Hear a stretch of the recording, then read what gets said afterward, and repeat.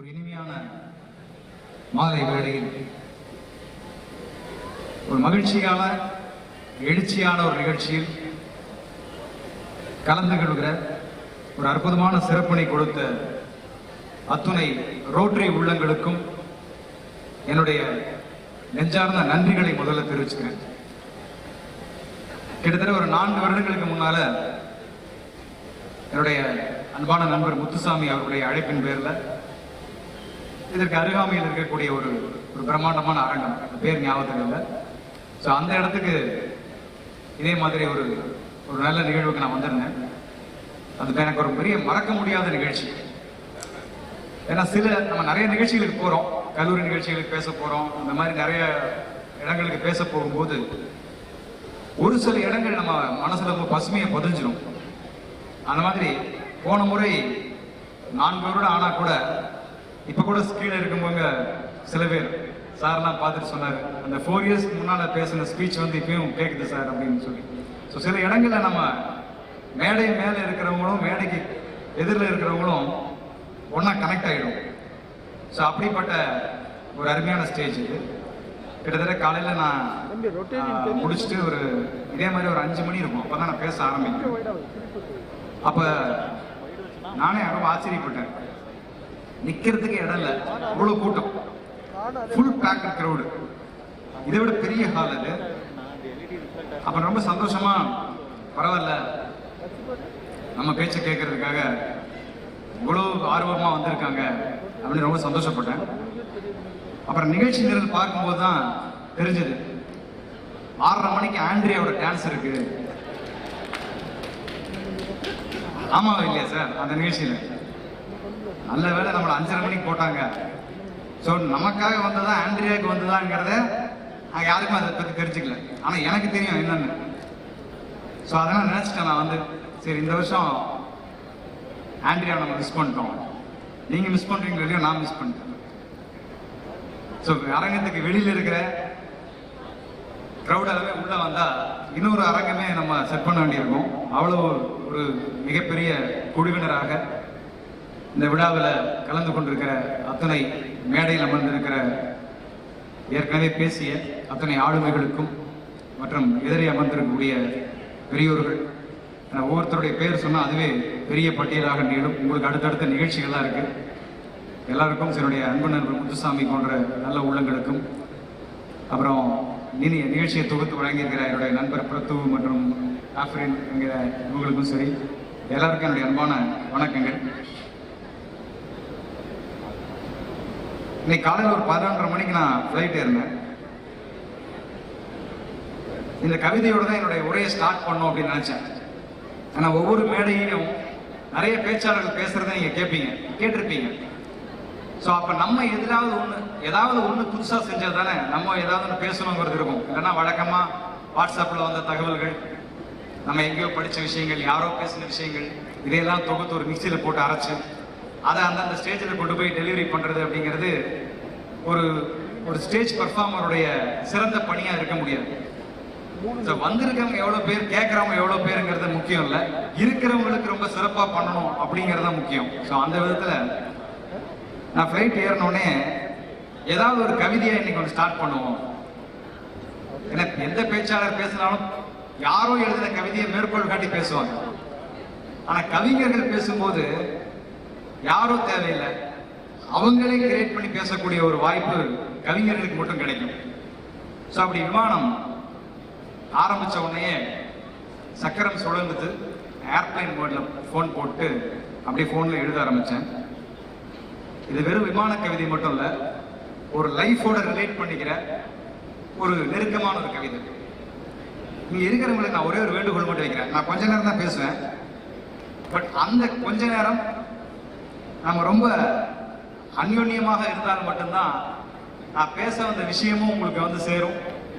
அதே மாதிரி நீங்க என்ன நினைக்கிறீங்கிறதும் எனக்கு சேரும். ஸோ இதுவும் எனக்கு ஒரு மறக்க முடியாத நிகழ்ச்சியில் ஒன்றாக இருக்க வேண்டும் என்பதற்காக அதான் அந்த கைதட்டல் அப்படிங்கிறது இருக்கு இல்லையா. ஏன்னா கவிதை பொறுத்த வரைக்கும் கைத்தட்ட முடியாத அரங்கத்துல பேசிடலாம், கைகளே இல்லைன்னு வச்சுங்களேன். அந்த அரங்கத்தில் போய் நான் கவிதை பேச போறேன் கை தட்டுங்க அப்படின்னு சொன்னா அவங்களுக்கும் கஷ்டமா இருக்கும். கைகள் இருக்கிற இடத்துல பேசும்போது அதற்கான பலனை நம்ம அனுபவிக்கணும்ல, அப்பதான் அதோடைய படைப்பாளனுடைய நோக்கம் நிறைவேறும். அப்படி விமானம் தன் இரும்பு ரெக்கைகளை விரித்தபடி மேலே கிளம்பியது. இந்த விமான பயணம் என் முதல் பயணம் அல்ல, ஆனால் முத்தாய்ப்பான பயணம்.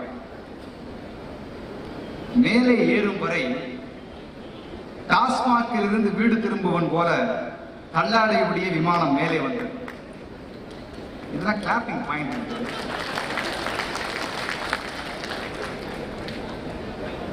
ஃபிளைட் வந்து ஆடிட்டே மேலே போச்சு.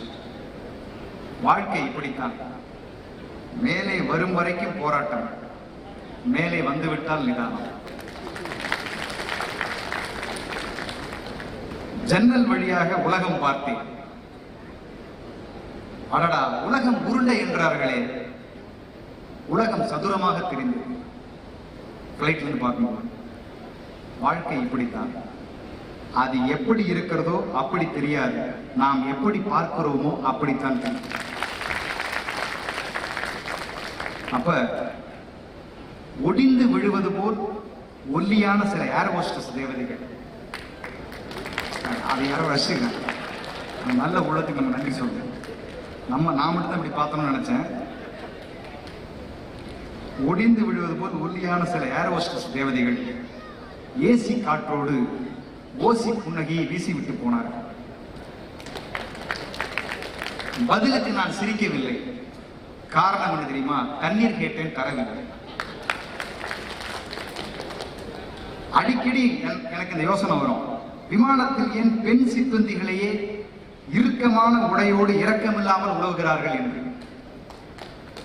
அந்த டவுட் நிறைய பேர் வந்திருக்கும். வாழ்க்கை அப்படித்தான், ரிஸ்க் எடுக்கிற பயணத்தில் எல்லாமே ரஸ்க் மாதிரி சில உறவுகள் தேவையே இல்லாம கூட வரும்.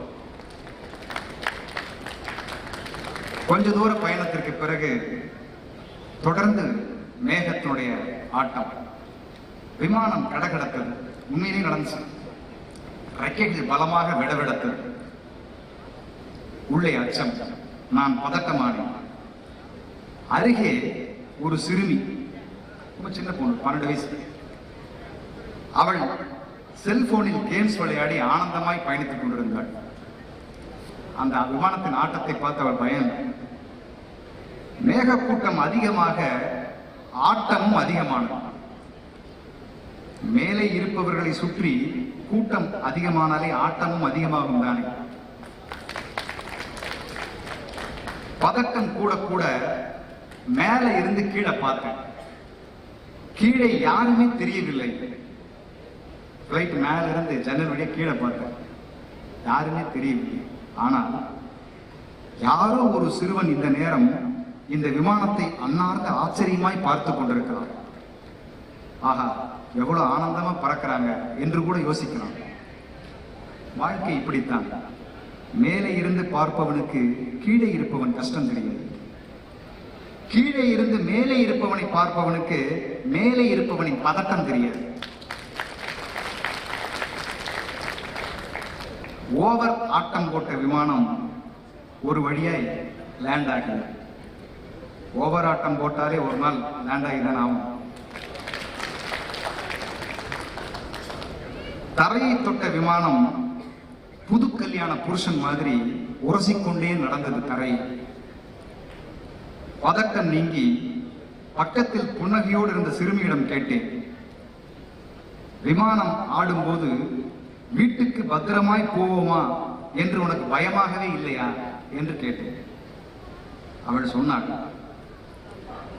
விமானம் ஓட்டும் பைலட் என் அப்பா.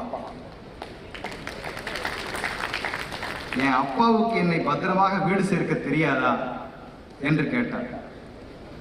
அது அரியா பிள்ளை மொழி அல்ல, ஆண்டவன் மொழி. வாழ்க்கை இப்படித்தான். பயணத்தை ஆரம்பித்து வைப்பவன் எவனோ உன்னை பத்திரமாய் சேர வேண்டிய இடத்தில் சேர்க்க வேண்டியவனும் அவனே. நண்பர்களே, வாழ்வது மட்டும்தான் நம் கையில், வாழ்க்கை மொத்தம் அந்த பைலட். எழுத முடியல, இது வெறும் விமான பயணம் அல்ல, எனக்கு ஒரு வெகுமான பயணம். ரிலாக்ஸ் ஆகி பெருமூச்சோடு வெளியே வந்து மீண்டும் ஏர் ஹோஸ்டஸ் புன்னகை. இம்முறை ஏற்றுக்கொண்டேன். வாழ்க்கை இப்படித்தான்.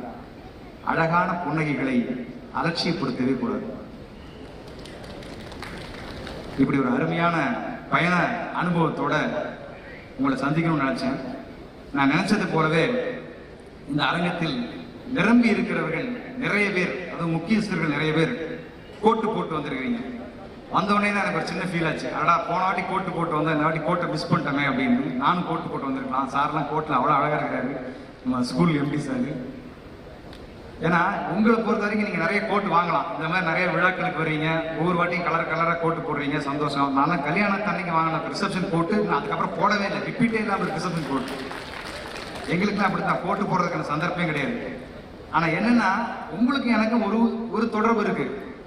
நீங்க கோட்டு போட்டுட்டு மக்கள் பணி ஆற்றுறவங்க, நான் பாட்டு போட்டு மக்கள் பணி ஆற்றுறவங்க. ஆனா ஒண்ணு, கோட்டு போட்டதால மட்டுமே நீங்க ஜென்டில்மேன் கிடையாது.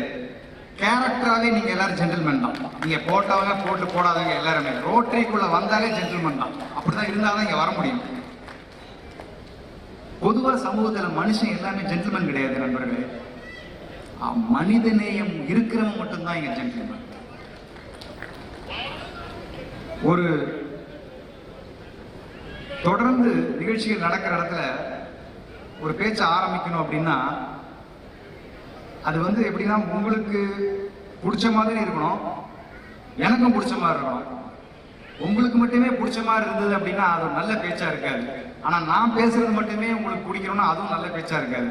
ஸோ உங்களுக்கு பிடிச்சத எனக்கும் பிடிச்ச மாதிரி பேசுறது தான் ஒரு நல்ல பேச்சா இருக்கும்னு இன்னைக்கு திடீர்னு இந்த நிகழ்ச்சிக்கு நான் வர்றதுக்கு மிக முக்கியமான ஒரு காரணம் ஐயா குன்றக்குடி அடிகளாருக்கு என்னுடைய நன்றிகளை சொல்லணும். ஏன்னா இன்னைக்கு அந்த பெருமகன் ஒரு தமிழில், இலக்கியத்தில், ஆன்மீகத்தில் இன்றைக்கு ஒரு அடையாளமாக, ஒரு தமிழகத்தினுடைய ஒரு ஆன்மீக அடையாளமா இருக்கக்கூடிய ஒரு பெரிய மகான் அவர். அவருடைய தமிழ் அப்படிங்கிறது அவ்வளவு கனத்த குரல்ல அவ்வளவு அழகா அவருடைய இலக்கியம் இங்க பேசுவார்.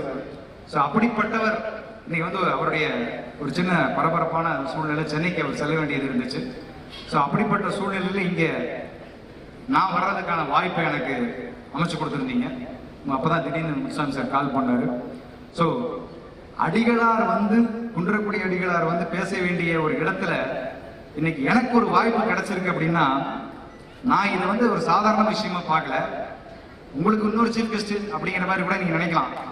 பட் என்னை பொறுத்த வரைக்கும் இன்னைக்கு இந்த மண்ணுக்கு நான் வந்ததுக்கு காரணம், இன்னைக்கு மருதமலை கோயில் குடமுழுக்கு விழா, என்னுடைய தலைவனுக்கான ஒரு பெருமித விழா அங்க நடந்துட்டு இருக்கு. அந்த நேரத்துல கோவை மண்ணுல இன்னைக்கு அவரை பற்றி பேசக்கூடிய ஒரு பாக்கியம் எனக்கு இன்னைக்கு அமைஞ்சிருக்கு. இந்த மண்ணுக்காக வந்திருக்கோம் இல்லையா, கோயிலுக்கு போக முடியுமா எனக்கு தெரியல. பட் இந்த இடத்தை தொட்டதுங்கிறது எனக்கு ஒரு மிகப்பெரிய மகிழ்ச்சியான விஷயம். ஏன்னா நான் மருதமலை அடிவாரத்தில் பிறந்து வளர்ந்த ஒரு மனிதன் அப்படிங்கிறதால அன்றாடம் அந்த கோயிலை கோடான கோடி முறை வணங்கி இருக்கிறேன். இன்னைக்கு அந்த திருத்தலத்தில் ஒரு அற்புதமான வைபவம். ஏன்னா முருகர் அப்படிங்கிறதே அது ஒரு தனி மதத்தினுடைய கடவுள் இல்லை. முருகர்னா அது இந்து மத கடவுள் அப்படிங்கிறது பிற்காலத்தில் ஆக்கப்பட்டது. ஆனா எல்லா மதத்துக்குமான, இன்னும் சொல்ல போனால் தமிழ் மொழிக்கான தெய்வம் முருகன். முருகன் தமிழ் கடவுள், அவன் எல்லாருக்கும் பொதுவானவன் முருகன். நிறைய பேர் முருகரை இன்னும் தெய்வம் கடவுளாவே பார்த்து அது செவ்வாயினுடைய அதிபதி இப்படிலாம் சொல்லி அவன் நிறைய யூடியூப்ல ஜோதிடர்களுடைய விஷயங்கள் வந்துட்டு இருக்கேன். ஆனா அதெல்லாம் கிடையாது நண்பர்கள். முருகன் அப்படிங்கிறதே நான் பெரிய ஒரு ஆராய்ச்சி பண்ணி வச்சிருக்கேன். அது கடவுள் மட்டும் இல்லை, முருகன் அப்படிங்கிறது ஒரு கான்செப்ட். என்ன கான்செப்ட்னா, தன்னை மட்டுமே நம்பி தனியா ஒருத்தன் போராட ஆரம்பிச்சு ஒரு இனத்துக்கே தலைவனானவன் தான் நம் வேதன். ரெண்டு பவர்ஃபுல், சிவன் சக்தி, ரெண்டு பவர். இதுதான் உலகம். சிவன் ஒரு பக்கம், சக்தி ஒரு பக்கம், ரெண்டு சேர்ந்தா சிவசக்தி. இந்த ரெண்டு பேரையுமே வேணான்னு சொல்லி நான் மட்டுமே என்னுடைய இனத்தின் தலைவனாக மாற முடியும்னு சொல்லி தன்னை மட்டுமே நம்பி வெளியே தனக்கான ஒரு சமூகத்தை உருவாக்கி, தனக்கான ஒரு மொழியை உருவாக்கி இன்னைக்கு இவ்வளவு பெரிய ஒரு தெய்வமாக வழிபடப்படுகிறான் அப்படின்னா உலகத்தினுடைய முதல் போராளியே முருகர் தான். நான் முருகரை எப்படி பார்க்கிறேன் அப்படின்னா, ஒரு தெய்வம் சாமி அப்படிங்கறதெல்லாம் கடந்து நிறைய பேர் முருகரை வந்து சம்ஹார மூர்த்தி அப்படிம்பாங்க. உண்மையில என்ன, முருகர் சம்ஹாரம் பண்ணவே இல்லை. திருச்செந்தூர் சம்ஹாரம் நடக்குது, எல்லா முருகர் அறுபடை வீடுகளையும் சம்ஹாரம் நடக்குது திருத்தணி தவிர. ஆனால் முருகர் சம்ஹாரம் பண்ணவே இல்லை. நீ யுத்தத்தை நல்லா தீவிரமா படிச்சீங்கன்னா, புராணத்தை இலக்கியத்தை படிச்சீங்கன்னா உங்களால கணிக்க முடியும். முருகர் எதிரியை அழிக்கவே கிடையாது. ஐன்ஸ்டீன் சொன்னதுதான், energy cannot be created, not can be destroyed. It can only be changed from one form to another. என் ஆற்றலை படைக்கவும் முடியாது, அழிக்கவும் முடியாது. ஆற்றலை இன்னொரு வடிவமாக மட்டும்தான் மாற்ற முடியும்னு ஐன்ஸ்டீன் சொன்னார்ல. இது 6000 வருஷத்துக்கு முன்னாலே என் அப்பன் சொல்லிட்டான். சூரபத்மனை வதைக்கவே இல்லை, சூரனுடைய பவரை டிரான்ஸ்பர் பண்ணி தனக்கு கொடியாகவும் மயிலாகவும் மாற்றிக்கொண்ட விஞ்ஞானம் தான் முருகர் செஞ்சது. அப்படி ஒரு அற்புதமான கான்செப்ட் அவருக்குள்ள, அதுதான் அந்த கடவுளுடைய தெய்வம். அதை நாம அப்படியே சுருக்கி என்னமோ இன்னைக்கு வந்து செவ்வாய்க்கிழமை அன்னைக்கு பார்த்தீங்கன்னா முருகர் கோயிலுக்குள்ள காலை வைக்க முடியல. மற்ற நாள்லாம் முருகர் பவர்லெஸ்ஸாக இருக்கிற மாதிரியும், செவ்வாய்க்கிழமை மட்டும்தான் முருகர் ஃபுல் பவர் இருக்கிற மாதிரியும், முருகர் கோயில் 4:30 மணிலிருந்தே நடையா நடந்த மக்கள் போய் முருகர்கிட்ட இருந்து முருகரே கடுப்பாயிட்டார். இனிமேல் செவ்வாய்க்கிழமை எவனா வந்தீங்கன்னா அத்தனை பேர் செவ்வாய் தோசம் தான் டிக்ளேர் பண்ணிட்டார். அந்த அளவுக்கு முருகர் ஆலயங்கள்லாம் அவ்வளவு தூரம் ரெக்கமெண்டேஷன் தேவையா இருக்கு முருகர் கோயிலுக்குள்ள போறதுக்கே. நான் வந்து பில்லா படத்துல ஒரு பாடல் எழுதினேன், சேவர் கொடி பறக்குதடா சேர்ந்து இடி இடிக்குதடா. நீங்க கேட்டிருப்பீங்க கண்டிப்பா, ஒரு பெரிய வெற்றி பாட்டு அந்த பாட்டு. நம்ம தல அஜித் அவர்களுடைய படம். இதுவரைக்கும் உங்களை போன்ற அன்பு உள்ளங்களின் வாழ்த்துக்களோடு நான் ஒரு 3000 பாடலை கடந்து எழுதிட்டு இருக்கேன் செல்லும். ஆனா அந்த 3000 பாட்டுகள்ல மிகச்சில பாட்டுகள் கண்டிப்பா காலத்தை கடந்து நிற்கும் அப்படிங்கிற நம்பிக்கையை எனக்கே ஏற்படுத்தும். சில பாட்டு, அதுல குறிப்பா சொல்ல போனா ஒரு கருப்பு தான் எனக்கு பிடிச்ச கலர் அப்படிங்கிற ஒரு பாடல். கண்டிப்பா கருப்பா இருக்கிற மனுஷன் பிறந்துட்டு இருக்கிற வரைக்கும் அந்த பாட்டு இருக்கும். அவனுக்கு எல்லாம் தன்னம்பிக்கை கொடுக்கறதுக்கும், கருப்புங்கிறது அது வெறுப்பின் நிறம் இல்லடா, அது சிறப்பின் நிறம், இந்த இனத்தின் நிறம், அதை பார்த்து நீ தாழ்வு மனப்பான்மையில உடைய வேண்டிய அவசியம் இல்லை, கருப்பு தான் சிறப்பு அப்படிங்கறத அந்த பாட்டு சொல்லிக்கிட்டே இருக்கும். அடுத்தது ஒரு தன்னம்பிக்கையினுடைய தேசிய கீதமாக இன்றும் நிறைய இடங்களில் பாடப்பட்டுக் கொண்டிருக்கிற, எனக்கு தேசிய விருதை பெற்றுக் கொடுத்த ஒவ்வொரு பூக்களுமே சொல்கிறதே வாழ்வென்றால் போராடும் போர்க்களமே அப்படிங்கிற ஒரு பாட்டு. அதுவே நம்ம நண்பர் பிரத்து சொன்ன மாதிரி இப்ப இந்தியன் 2ல எனக்கு அந்த அற்புதமான வாய்ப்பு கிடைச்சது. பாரா அப்படிங்கிற ஒரு பாட்டு, கண்டிப்பா நீங்க அதை கேட்டிருக்க முடியும்னு நினைக்கிறேன். அல்லது அடுத்த பாட்டில் நீங்க அதை மேபி கேட்கலாம். ஒரு வீரத்துக்கான, வீர தமிழுக்கான ஒரு பாட்டா அந்த பாரா பாடல். அதை நீங்க முடிஞ்சா இனிமேலாவது கேட்டு பாருங்க. பட் லிரிக்கலா அந்த பாட்டு எனக்கு ஒரு பெரிய ஒரு பேரை வந்து அந்த பாடல் பெற்றுக் கொடுத்தது. அப்படி ஒரு சில பாட்டு வந்து நமக்கு ஒரு அழியா புகழ கொடுக்கும். அந்த மாதிரி நான் நிறைய கடவுள் சம்பந்தமான பாட்டுகள் எழுதினா கூட, நான் முருகருக்காக எழுதின பாடல்கள்ல இன்னைக்கும் தைப்பூசம்னாலே இந்த பாட்டு இல்லாத இடம் கிடையாது. அதுவும் மலேசியாலாம் 10 மலையெல்லாம் போனீங்கன்னா சேவர் கொடி பாட்டு மட்டும்தான் ஒலிச்சுக்கிட்டே இருக்கு. அப்படி வந்து ஒரு வெற்றியான பாட்டு சேவர் கொடி பறக்குதுடா. அந்த பாட்டை சமீபமா ஒரு டிவி இன்டர்வியூல தான் டீகோட் பண்ணோம். ஏன்னா அந்த பாட்டு ஹிட்டு. இப்ப பாட்டு ஹிட்டா, பாட்டுல வந்து நல்ல வரி இல்லைன்னா வரிஞ்சு கடிக்கிறது பேசுவாங்க. இந்த பாட்டுல அர்த்தமே இல்லை, அர்த்தமே இல்லைன்னு பேசினா கூட பரவாயில்ல, ரெட்டை அர்த்தம் இருக்குன்னு வேற பேசுவான். இப்பெல்லாம் ஒரு அர்த்தம் வச்சு பாட்டு எழுதுறதே கஷ்டமான விஷயம். ரெட்டை அர்த்தத்தோட பாட்டு எழுதுறது எவ்வளவு கஷ்டமான விஷயம். அதை விமர்சனம் பண்ணி பேசுவாங்க. ஆனா ஒரு அர்த்தமுள்ள பாடல் எழுதும் போதுல அதை கொண்டாடி கைதட்டி அதை பற்றி ஒரு சிலாகிக்கிற ஒரு தலைமுறை இன்னைக்கு மெல்ல மெல்ல தொலைந்து கொண்டிருக்கிறது. அப்படிங்கிறது என்னை போன்ற பாடலாசிரியர்களுக்கு, கவிஞர்களுக்கு இருக்கிற பெரிய வருத்தம்.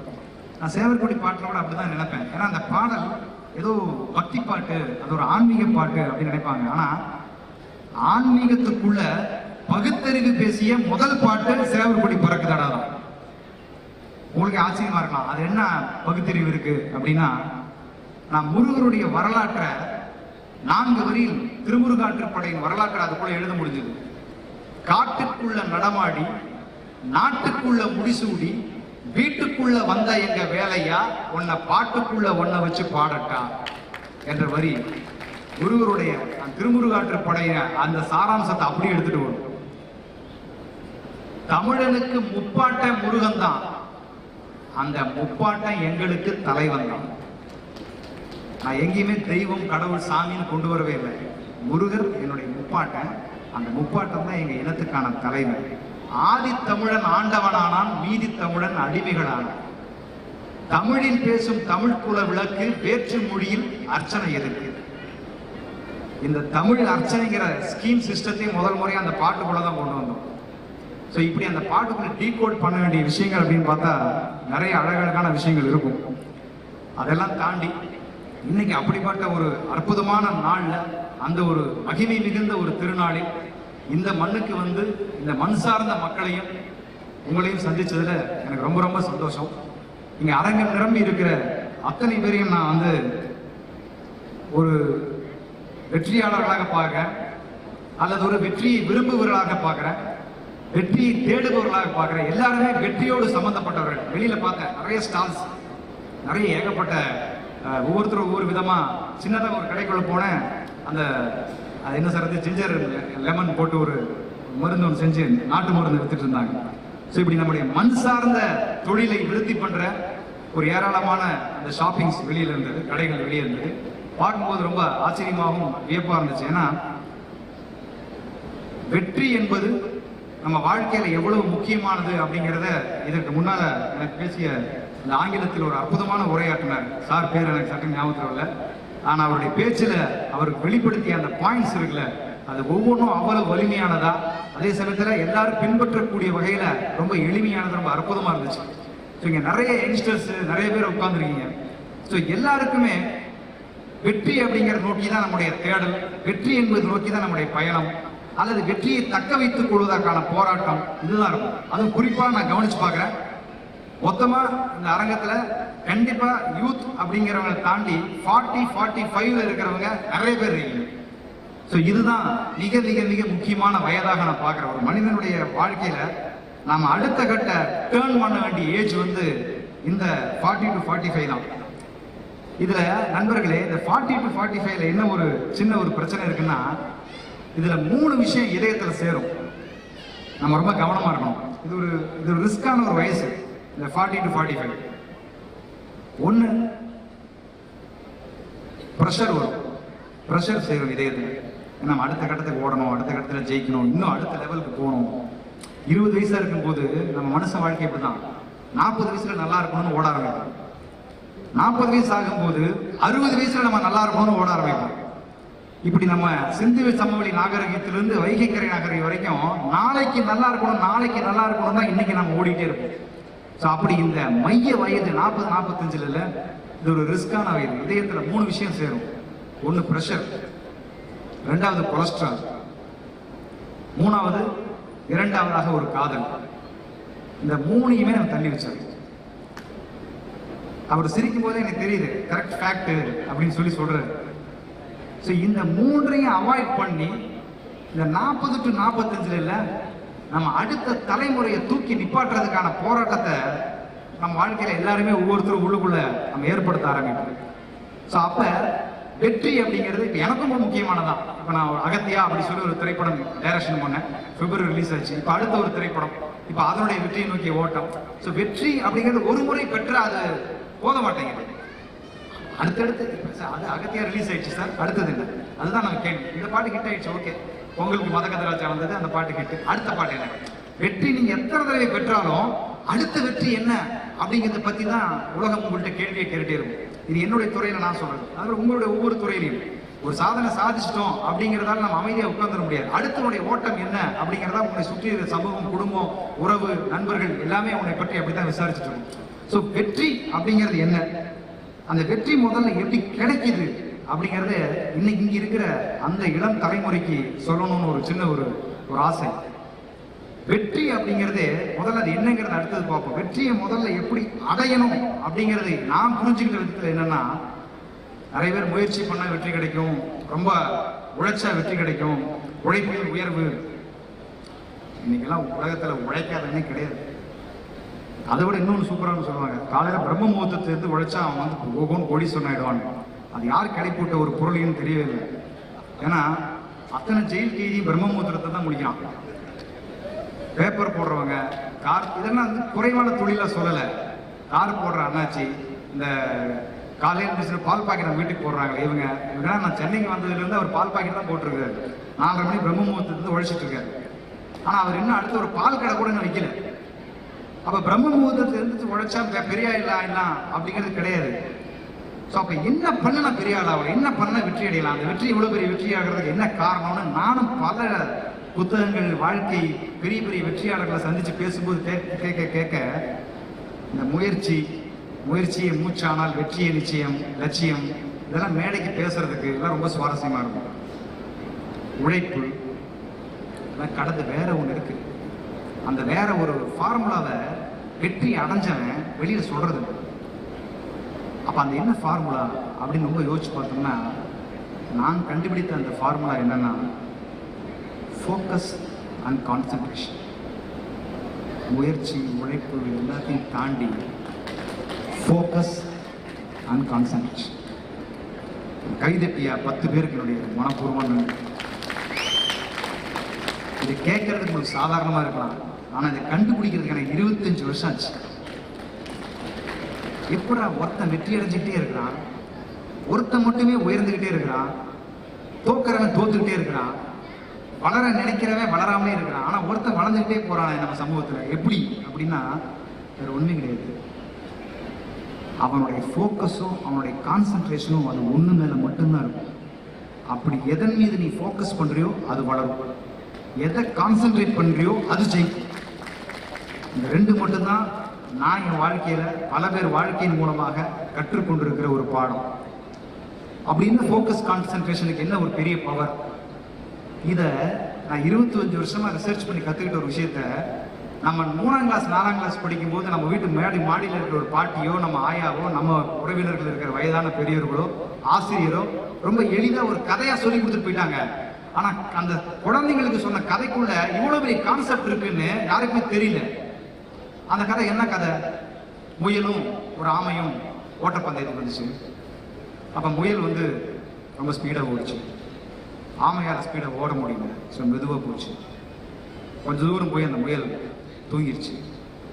இப்போ அந்த ஆமை விடாமல் நடந்து வந்து கடைசியில் எல்லைக்கோட்டில் அந்த ஆமை ஜெயிச்சிருச்சு. வேகமாக நடந்து வந்தாலும் முயல் தூங்கினதால அது தோத்துருச்சு. ஸோ தொடர்ந்து நீ முயற்சி பண்ணிட்டே இருந்தீங்கன்னா ஆமை மாதிரி மெதுவாக வந்தாலும் ஒரு நாள் இலக்கை போய் அடைஞ்சிடலாம் அப்படிங்கிறது இந்த கதை 3ஆம் கிளாஸில் 5ஆம் கிளாஸில் நமக்குள்ள விதைக்கப்பட்ட. நான் இப்போ ரிப்பீட்டாக சொல்லும்போது கூட இந்த கதை எங்களுக்கு தெரியுமேப்பா, ஏன்ப்பா சொல்கிறேன் அப்படின்னு கூட சில யோசிச்சிருக்கோம். அப்படிங்கிற ஒரு கதை. ஆனால் இந்த கதைக்குள்ள இருக்கிற ஃபிலாசபி நீ யாரும் உடைக்கவே இல்லை. முதல்ல இதை டீகோட் பண்ணணும். இது வெறும் கதை இல்லை, இது ஒரு மிகப்பெரிய வாழ்வியலை அவன் உள்ள வச்சிருக்கான். அவன் ஏன் முயலையும் யாமையும் தேர்ந்தெடுத்தான்? என் முயலுக்கு பதிலாக வேற ஏதாவது ஒரு கரடியை வச்சிருக்கலாம், கரடி போய் தூங்கிடுச்சு. இல்லை ஆமைக்கு பதிலாக வேற ஏதாவது ஒரு பூனையை வச்சிருக்கலாம், பூனை மெதுவாக போச்சு. இல்லை எலியை வச்சிருக்கலாம், எலி மெதுவாக போச்சு. ஆமை ஏன் வச்சான்? யோசிச்சு பார்த்தா ஒவ்வொரு ஜீவராசியும், இப்போ ஒரு கோழி இருக்கு, அந்த கோழி குஞ்சு முட்டை விட்டு குஞ்சு பொரிக்குது அப்படின்னா அது எப்படி குஞ்சு பொரிக்கும்? முட்டை விட்டு அதன் மேலே போய் உட்காந்து அடகாக்கும். ஒரு 6 நாள் 7 நாள் அடை காத்த பிறகு அதனுடைய வெப்பத்தில் அந்த முட்டையில் இருக்கிற குஞ்சுகள் வெளியே வரும். மீன் எப்படி குஞ்சு பொரிக்கும் தெரியுமா? முட்டையிடும். முட்டையிட்டதுக்கு அப்புறம் மீன் அடகாக்காது, அந்த முட்டையை சுற்றி பார்த்து கொண்டே இருக்கும். கண் பார்வையில் அந்த முட்டைகளுக்குள் இருக்கிற வெப்பத்தை அதிகப்படுத்தி பார்வையாலேயே குஞ்சு பிரிக்கிற ஆற்றல் மீனுக்கு மட்டும்தான் உண்டு. அதனாலதான் இங்க மீனாட்சியே இருக்கு. மீன் போன்ற கண்கள் அப்படின்னு பெண்களை கவிஞர்கள் வர்ணிப்பாங்க. நீ கொஞ்சம் யோசிச்சு பாருங்க, மீன் கண் எப்படி இருக்கும்? சின்னதா ரவுண்டா இருக்கும். ஒரு அழகான பொண்ணுக்கு தூண்டு சின்னதா ரவுண்டா கண்ணு இருந்தா ரசிக்க முடியுமா? கேவலமா இருக்கும். நம்ம கண்கள் நீளமான கண்கள், ஆனா மீன் மாதிரி கண்கள் ஏன் சொன்னான்னா அதுக்குள்ள இந்த சயின்ஸ் தான். அந்த கண்ணுக்குள்ள ஒரு பவர் இருக்கு, அந்த பவரை தான் குறிச்சானே தவிர வடிவத்தை குறிக்கல. ஸோ அப்படி மீன் அதனுடைய முட்டைகளுக்கு இருக்கிற குஞ்சுகளை தன்னுடைய பார்வையாலேயே குஞ்சு பொரிக்கும். ஆமை எப்படி தெரியுமா? ஆமை கடற்கரையில் போய் முட்டையிடும். முட்டையிட்டுட்டு கடலுக்குள்ள போய் அந்த லேண்ட் பெட் இருக்குல்ல, அந்த தரை, கடலுக்கு அடியில் தரை, அந்த தரையில போய் படுத்துக்கும். படுத்துட்டு கான்சென்ட்ரேஷன்லயே குஞ்சு பொரிக்கும். அடை காக்காது, பார்க்காது, நெருப்பு வைக்காது. கடலுக்கு அடியில் இருக்கிற ஆமை எவ்வளவு தூரத்து இருக்கு, அது முட்டையிட்டு வைத்திருக்கிற கரை எங்க இருக்கு, அந்த முட்டை கான்சென்ட்ரேஷன்லயே குஞ்சு பொரிக்கிற ஒரே இனம் உலகத்திலே ஆமை மட்டும்தான். அததான் முயல் ஆமை கதை சொல்லுச்சு. அது மெதுவா நடந்து போய் ஜெயிக்கல, ஜெயிக்கணுங்கிற போக்கஸ், ஜெயிக்கணுங்கிற கான்சென்ட்ரேஷன் பவர்ல ஆமை போய் ஜெயிச்சது. அததான் முயலாமை கதைக்குள்ள சொன்னானா அப்படிங்கிற உண்மை அதை ரிசர்ச் பண்றதுக்கு அப்புறம் தான் அது மெல்ல மெல்ல ஃப்ளாரப் ஆச்சு. ஸோ வெற்றி அப்படிங்கிறது கண்டிப்பா எல்லாருக்குள்ளேயுமே ஒரு ஒரு தாகமா, எல்லாரும் மாதிரி நம்ம ஜெயிக்கணும் அப்படிங்கிற ஒரு ஆசையா மட்டும் இருந்துடாம, அது ஒரு ஃபோக்கஸா, அது ஒரு கான்சென்ட்ரேஷன் பவரா மாறும்போது இல்லை, கண்டிப்பா நம்மளால நம்ம நினைச்சதை விட ஒரு பெரிய வெற்றியை அடைய முடியும். ஆனா அதுக்கு மிக முக்கியமான தேவை என்ன தெரியுமா? ஒரு ஆண் ஒரு மிகப்பெரிய வெற்றியாளனா ஒரு மேடையில பரிணமிக்கிறான், இல்ல ஒரு துறையில பரிணமிக்கிறான் அப்படின்னா கண்டிப்பா அவனுக்கு 50% கிடையாதுங்க, 100% ஒரு பெண் துணை இருந்தால் மட்டும்தாங்க முடியும். இந்த அரங்கத்தை நான் பாக்குறேன், முன்னாடி இவ்வளவு பெண்கள் இருக்கீங்க, பின்னால் அவ்வளவு பெண்கள் இருக்கீங்க. ஏன்னா பெண்கள் நிறைய பேர் வந்து சொல்றதுதான் பெண் ஆற்றலின் வடிவம், பெண் வந்து ஒரு ஆளுமையின் உருவம் அப்படின்னு நிறைய சொல்றாங்க. ஆனா உண்மை என்னன்னா, ஆண் பவர்ஃபுல்லா பெண் பவர்ஃபுல்லா அப்படின்னு ஒரு டிபேட் வச்சோம்னா, அதாவது நான் பிசிக்கலாக சொல்றேன், மென்டலாகவும் சொல்றேன், உடலியலாகவும் மனதியல் ரீதியாகவும் இந்த ரெண்டு பேர்ல யார் பவர்ஃபுல், ஒரு பெண்ணா ஆணா அப்படின்னா நிச்சயமாக பெண் தான் பவர்ஃபுல். இது கை தட்டுறதுக்காக நான் சொல்றேன். நான் தலைவலி வந்தாலே தலைவன் நம்ம தாங்க மாட்டான். ஆனா ஒரு பிரசவ வலியே ஒரு பொண்ணு தாங்குறா பாரு, நம்மளால முடியுமா? ஒரு பிரசவ வலிங்கிறது 9.5 டோல்ஸ், அதாவது உயிர் போற வலிக்கு கொஞ்சம் கம்மி. அந்த வலியவே ஒரு பொண்ணால அவருடைய உடலியல் ரீதியாக மனதியல் ரீதியாக தாங்க முடியுதுன்னா பவர் ஸ்டேஷன் வந்து பொண்ணுதான். ஸோ அப்படிப்பட்ட ஒரு பவர்ஃபுல்லான ஒரு ஒரு சக்தியை நம்ம கூட வச்சிருக்கும் போது ஒரு வீடு செழிப்பா இருக்கணும்னா ஒரே ஃபார்முலா தான், ஒரே மந்திரம் தான். மனைவி சொல்வதை கேட்கும் வீடு செழிப்பாக இருக்கும், சிறப்பாக இருக்கும், வெற்றியாக இருக்கும். எப்போ ஒரு கணவன் ஒரு மனைவியை அடக்கி வைக்கிறானோ அப்ப தன்னுடைய வளர்ச்சியை முடக்கி வைக்கிறான் என்பதுதான் அர்த்தம். எந்த வீட்டில் செழிவ செழிப்போடு வெற்றிகளோடு இருக்கிறதோ அந்த வீட்டில் கன்ஃபார்மா அவன் வந்து ஒய்ஃப் பேச்சை கேட்கறவன் தான் இருப்பான். இதுல எந்த மாற்றம் கிடையாது. நான் அதை பத்தி கூச்சவே போடுறது கிடையாது. மனைவி பேச்சை கேட்கறதுங்கிறது ஒரு மிகப்பெரிய, அதான் கை தூக்க சார், பேச்சுலரா வந்தாலும் சரி, கப்புள்ஸா வந்தாலும் சரி, மனைவி பேச்சை கேட்கறவங்க நல்லா இருப்பீங்க. இன்னைக்கு சொல்றேன், கேட்காதவங்க இனிமே கேட்க ஆரம்பிச்சிருங்க. அதனால தான் அப்பவே சொன்னான் தலவாணி மந்திரம் அப்படின்னு. அதை நிறைய பேர் பெட்ரூம்ல இருக்கிற தலவாணி மந்திரம் நினைச்சிட்டான். தலவாணி மந்திரம் போட்டா பொண்டாட்டி அப்படின்னு. தலைவனின் மந்திரம் தான் தலவாணி மந்திரமா மாறி போச்சு. அது தலைவனுக்கான மந்திரம். ஏன்னா ஒரு மனைவியை விட ஒரு கணவன் வெற்றி இவ்வளவு பெருசா அடையணுங்கிறத யாராலையும் தீர்மானிக்க முடியாது, யாரும் அவ்வளவு யோசிக்க முடியாது. ஸோ மனைவி அப்படிங்கிற அந்த கதாபாத்திரம் இருக்குல்ல, அது மிகப்பெரிய கொண்டாடப்பட வேண்டிய, ஆராதிக்கப்பட வேண்டிய, அலங்கரிக்கப்பட வேண்டிய ஒரு அற்புதமான உறவு. ஸோ அந்த உறவு கொடுக்குற சப்போர்ட். அதுதான் நிறைய பேருக்கு மனைவினா பயம். கடவுள் மேல பயம் இருக்கா இல்லையோ, ஆனா மனைவி மேல பயம் இல்லைன்னு சொல்ற ஆண்கள் இந்த அரங்கத்தில் இருக்க முடியாது. ஏன்னா பேச்சுலர் இருக்காங்க, போய் வேணா சொல்லிக்கலாம், நான் ஒய்ஃபை பயப்பட மாட்டேன் சார். ஏதோ ஒரு சின்னதாக ஒரு பாட்டில் எடுத்துட்டோம், டக்குன்னு அவன் ஞாபகம் என்ன போனாங்க, போய் என்ன சொல்றதுன்னு தெரியலையே, அப்புறம் உனக்கு யோசனை வரும். ஸோ கொஞ்சம் லேட்டாக போகிறோம், என்ன சொல்றது.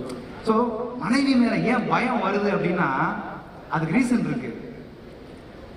நம்மளை யார் அதிகமாக நேசிக்கிறாங்களோ, நம்ம யாரை அதிகமாக நம்புகிறோமோ, எங்க அதிக உண்மை இருக்கோ உண்மை மேலே பயம் இருக்குங்க. உண்மையை பார்த்தா பயப்படுவோம். மனைவி உண்மையானது, அந்த பயம் அதனால தான் அந்த மனைவி மேல நமக்கு ஏற்படுது.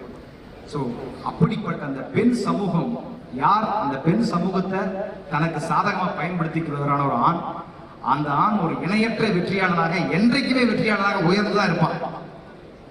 அந்த ஒரு வெற்றிக்கு நம்ம வேணும்னா திருமணமானவர்கள் கண்டிப்பாக இனிமேல் செய்து கொள்ள வேண்டிய விஷயம் அந்த மனைவி என்கிற மந்திரத்தை அக்செப்ட் பண்ணிட்டு, அதே மாதிரி பெண்களும் அப்படிதான். நீங்க தயவு செஞ்சு ஆண்களுக்கு அட்வைஸ் பண்ணாங்க. ஏன்னா அட்வைஸ் பண்றது மாதிரி உலகத்துல ஒரு அருவருப்பான விஷயமே கிடையாது. அட்வைஸ் ஏன்னா ஒரு சாதாரணமா ஒரு டீ கடை கூட போக முடியலைங்க, அங்க 2 பேரும் வந்து அட்வைஸ் பண்றாங்க. எனக்கு காலங்காத்தால இங்க ஒரு 6-6:30 மணி இருக்கும். அப்பதான் தூங்கி மெடிடேஷன் முடிச்சு கீழே வரேன். ஒருத்தர் ஏதோ என் ஃப்ரெண்டு கிஃப்ட், பர்த்டே கிஃப்ட் கொடுத்தாருன்னு சொல்லி கொண்டு வந்து கொடுக்க வந்தார். சரி, ஃப்ரெண்டு நினைச்ச கிஃப்டை கொண்டு வந்து ஃப்ரெண்டு கொடுக்குறாரு, நண்பனின் நண்பன் நமக்கு நண்பன் தானேன்னு தெரியாம இறங்கி போயிட்டேன். 6:15 அட்வைஸ் பண்ண ஆரம்பிச்சவர் 7-7:30 வரைக்கும் விடவே இல்லை. என் கிளாஸே முடிஞ்சு போச்சு, மெடிடேஷன் கிளாஸ். ஸோ இப்படி இலவசமா அட்வைஸ் பண்ற இம்சைகள் உலகத்தில் அதிகமா இருக்கிறதால மனைவிகள் தயவு செய்து அட்வைஸுங்கிறத தாண்டி மோட்டிவேட் பண்ணு. இன்னைக்கு மோட்டிவேஷன் இல்லாம தான் ஒவ்வொரு ஆணும் தோற்று கொண்டிருக்கிறான், ஒவ்வொரு ஆணும் வெற்றியை நோக்கி தேடிக்கொண்டிருக்கிறான். ஸோ மோட்டிவேஷன் தான் அவங்களுக்கு தேவையான அந்த மிகப்பெரிய மந்திரம். இந்த 40-45களில் கலந்து அதற்கு மேல் பயணித்துக் கொண்டிருப்பவர்களுக்கு நான் நிறைவாக ஒரே ஒரு விஷயத்தான் சொல்ல விரும்புகிறேன். மனைவி அப்படிங்கிற கதாபாத்திரத்திடம் மெழுகு மாதிரி இருங்கள். உங்கள் வாழ்க்கையில் நீங்கள் வெற்றி பெற வேண்டும் என்றால் கழுகு மாதிரி இருங்கள். மனைவி கிட்ட மெழுகு மாதிரி, தொட்டா உருகுகிற மெழுகு மாதிரி, அந்த பெண்ணுக்காக உருகுகிற மெழுகு மாதிரி இருங்க. வாழ்க்கைங்கிற வானத்துல சாதிக்கிறதுக்கு கழுகு மாதிரி இருங்க. எனக்கு பறவைகள்லயே ரொம்ப பிடிச்ச பறவை கழுகு தான் நண்பர்களே. கருடன்கிறது அற்புதமான வடிவம். அதோடைய ஜெய்சாண்டிக்கோட அதோடைய தோற்றமே வேற. நான் கழுகை பத்தி எங்கேயாவது போட்டோ பார்த்தோன்னா கூட நின்று பார்த்துட்டே இருப்பேன். அதோடைய மூக்கு, அதோடைய ரெக்கை, எல்லா பறவைகள்ல எவ்வளவு பெரிய பறவை கூட இருக்கலாம், ஆனா கழுகனுடைய அந்த ஆளுமை இருக்குல்ல, அது எந்த பறவைக்கும் இருக்கக்கூடாது. அந்த கழுகு நமக்கு வாழ்க்கைக்கு சொல்லித்தர ஒரு தத்துவம் மிக அற்புதமான விஷயம். கழுகு எப்பவுமே நீங்க பார்க்கலாம், ஜோடி சேர்ந்து சுத்தாது, சோலோவா இருக்கும். தனித்துவமான பறவை கழுகு மட்டும்தான். அது கூட்டம் போட்டு புறா கூட்டமா பறக்கும், காக்கா கூட்டமா பறக்கும், கழுகு கூட்டமா பறக்காது. அவர் சோலோ சிங்கிள் தான் இருப்பார். அவர் சோலோ போய் யாரு கூட சேர மாட்டார். அவர் தனித்துவமாக தன்னுடைய பாதையில போயிட்டே இருப்பார். கழுகு, அதனாலதான் கழுகு பார்வைன்னு சொன்னான். மேல இருந்து தன்னுடைய இரைய அவ்வளவு ரொம்ப கூர்மையாக தேர்வு செய்து அந்த இலையை போய் அடையும். அந்த பேர்டு, அந்த ஈகிள் வை அப்படின்னு சொன்னான். அந்த கழுகு பார்வை அந்த கழுகுக்கு மாத்திரம்தான் இருக்கும். அப்புறமா தான் கேள்விப்பட்டேன், கழுகு எப்பவுமே இறந்த இறைச்சியை உண்ணாது. அது ஒரு பிரின்சிபல் வச்சிருக்கு. அது போய் வேட்டையாடி அந்த உணவை தான் உண்ணுமே தவிர யாரோ ஒருவன் வேட்டையாடி போட்ட எச்சிலை ஒரு கழுகு போய் உண்ணாது. அந்த உண்ணும் உணவில் தன்னுடைய உழைப்பு இருக்கணும்னு நினைக்கிற ஒரு பறவை கழுகு மட்டும்தான். வேற எல்லா பறவையும் பகிர்ந்து உண்ணும். கழுகு மட்டும்தான் ஒண்ணு. நம்ம அது வரைக்கும் பட்டினி தான் இருக்கும். ஆனா வேற ஏதோ ஒன்று அடிச்சு போட்ட ஒரு மாமிசத்தை, பழைய மாமிசத்தை கழுகு போய் சாப்பிடாது. அது தானாக வேட்டையாடி தான் மட்டும்தான் அந்த தன்னிச்சை கொண்டாடுகிற ஒரு பறவை. எனக்கு இன்னொன்று ரொம்ப சூப்பரா கழுகை பார்த்து பிடிக்கும். நீங்க நிறைய பார்த்துருப்பீங்க. 10 காக்கா சேர்ந்து ஒரு கழுகை துரத்தும், பார்த்துருக்கீங்களா? 10 காக்கா ஒரு கழுகை துரத்த ஆரம்பிக்கும். கழுகு நினைச்சதுன்னு வைங்களேன், ஒரு ரெக்கையால ஓங்கி அடிச்சு அந்த காக்காயெல்லாம் ஓரம் கட்ட முடியும். ஒரு கழுகு கூட காக்காயோட சண்டை போடவே கூடாது. அதுக்கு காரணம், காக்கா நினைச்சுக்கும் கழுகுக்கு பலம் இல்லை, கழுகு அப்படி மெல்ல மேல போயிடும், அந்த காக்கா இருக்கிற இடத்த விட்டு கடந்து போயிடும். நான் கூட அப்படித்தான். நம்ம கூட வீண் உப்பு வச்சுக்கிறவன், நம்மளை பார்த்து விமர்சனம் பண்றவன், நம்மளை பத்தி குறை பேசிட்டு இருக்கிறவன், இவன் எல்லாம் காக்கா மாதிரி நினைச்சுக்கிறது. இவன் கூட இறங்கி நம்ம சண்டை போட வேண்டாம். நம்மளை விமர்சிக்கிறானா, குறை பேசுறானா, குற்றம் சொல்றானா சொல்லிட்டு போடும். இதெல்லாம் காக்கா. நம்ம கழுகு. கழுகு என்ன பண்ணும், காக்கா நம்மளை துரத்துச்சுன்னா அப்படி மெல்ல மேல அப்படி 2 ஒரு சிறகடிச்சுன்னா மேல வந்துடும்.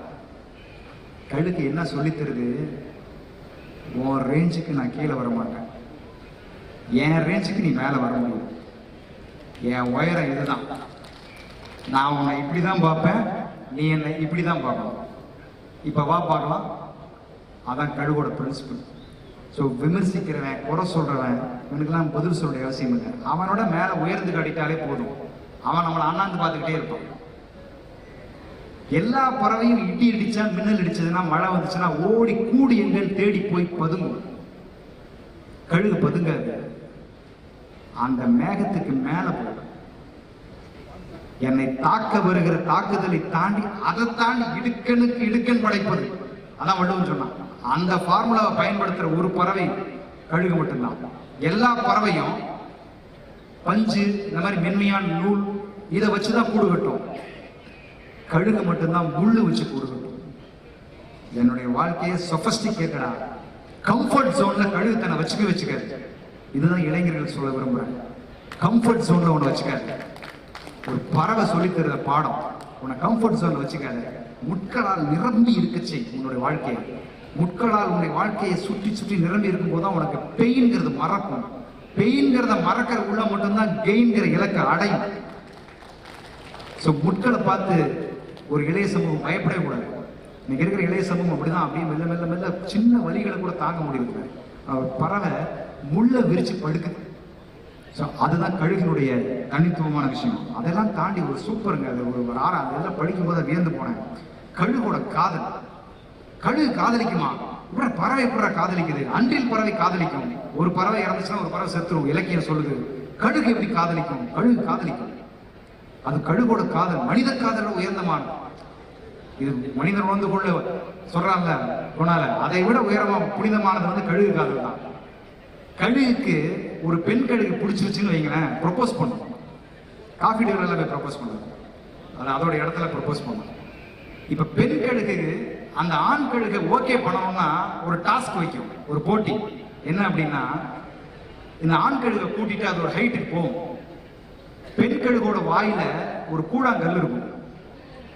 அந்த கல்லை மேல இருந்து அந்த பொண்ணு டிராப் பண்ணும். பண்ணதுக்கு அப்புறம் அது ஜாட செய்யும் போன்னு. அதுக்கப்புறம் அந்த கல்லு கீழே விடுறதுக்குள்ள இவரு மேல இருந்து ஃபாஸ்டா கீழே வந்து அந்த லேண்ட்ல டச் ஆகிறதுக்கு முன்னால அந்த கூழாங்கலை கேட்ச் பண்ணி திருப்பி அந்த கழுகிட்ட கொண்டு போய் கொடுக்கணும். அப்படி கொடுத்தாதான் இவர் வந்து குவாலிஃபைடு, செலக்டட். அப்படிதான் கழுகோட காதல் வரும். அந்த மாதிரி கழுகு வந்து ரொம்ப அற்புதமான பறவை. ஏன் இங்க கழுகை பத்தி நான் சொல்றேன்னா, 40 வயது தொட்டவர்களுக்கும் கழுகுக்கும் சம்பந்தம் இருக்கு.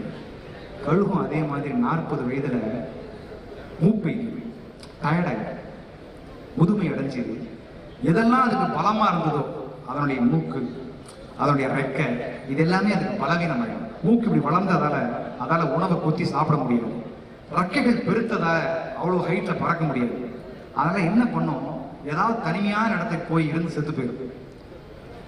அதில் சில கழுகுகள் மட்டும் என்ன பண்ணும்னா, அந்த மரணத்தை தாண்ட வேண்டும், அந்த ஒரு வலியை தாண்ட வேண்டும் நினைக்கிற முடிவெடுக்கிற கழுகு மட்டும் என்ன பண்ணும், தனக்கு நீண்ட இடைஞ்சலாக இருந்தது மிகப்பெரிய மூக்கு இருக்கு இல்லையா, அதை ஒரு பாறையின் மேல மோதி மோதி மோதி வலிக்க வலிக்க அந்த மூக்கை உடைச்சு மூக்கில்லாத மூலியாக அந்த கழுகு ஒரு ஓரத்தில் அமர்ந்திருக்கும். பசி தாகத்தோட மழை தண்ணீர் மட்டும்தான் பருவம், அப்ப அது மட்டும் தான் கிடைக்கும்.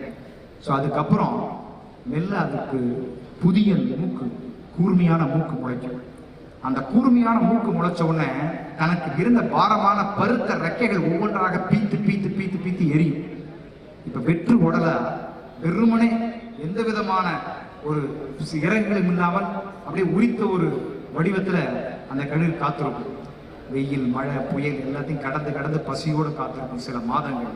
இதற்கு பிறகு அந்த பிரித்திருந்த அந்த ரெக்கைகளுக்கு பதிலாக புதிய புதிய சிறகுகள், ரெக்கைகள் மெல்ல மெல்ல மெல்ல மெல்ல முளைக்கும்.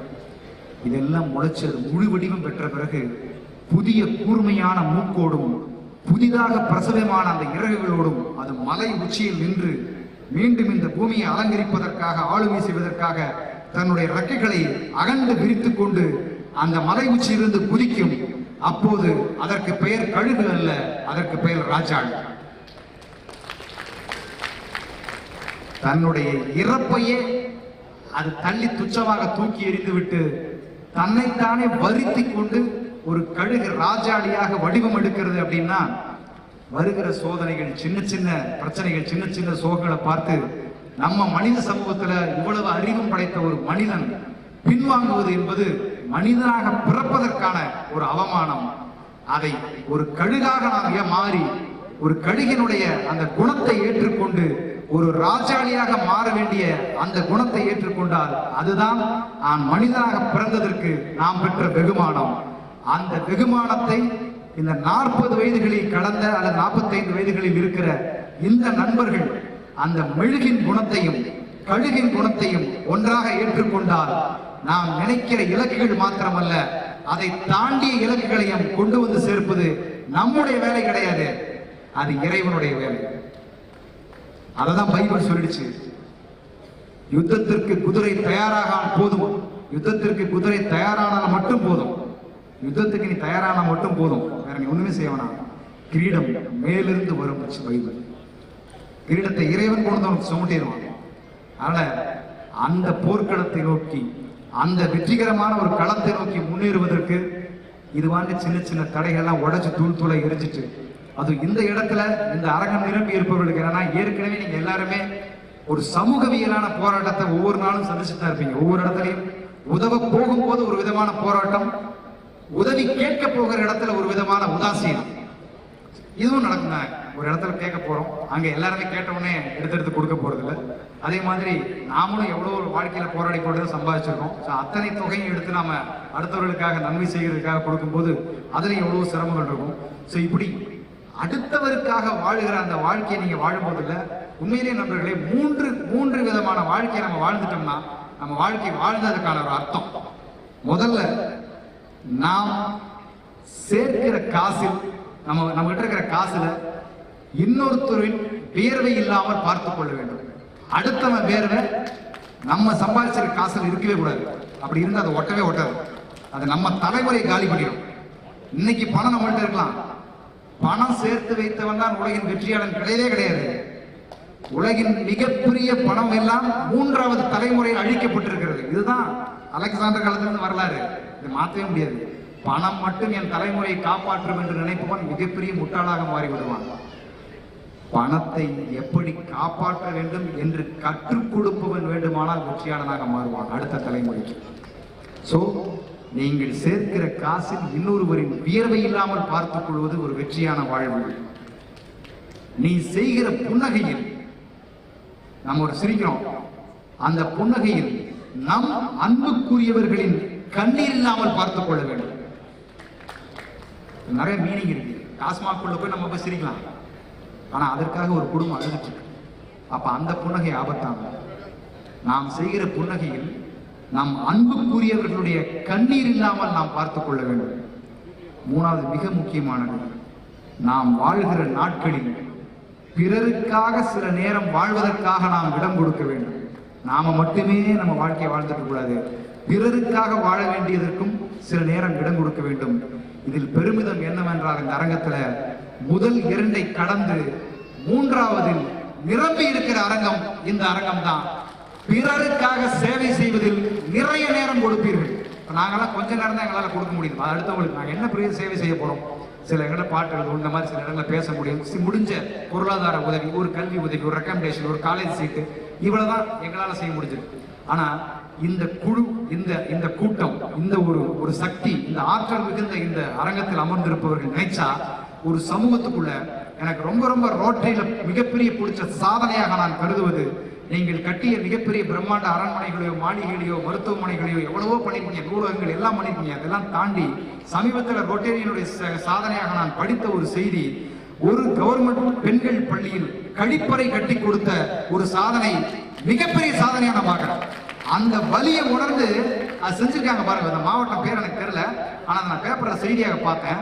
மிகப்பெரிய சாதனைங்க. ஒரு பெண்கள் படிக்கிற, ஒரு சின்ன குழந்தைங்க படிக்கிற ஒரு சின்ன அரசு பள்ளியில அதுல இடிந்து கிடந்த கழிவறைகளை எல்லாம் இடித்து தள்ளிவிட்டு அதற்கு பதிலாக புதிய கழிவறைகளை அங்க கட்டி கொடுத்தது.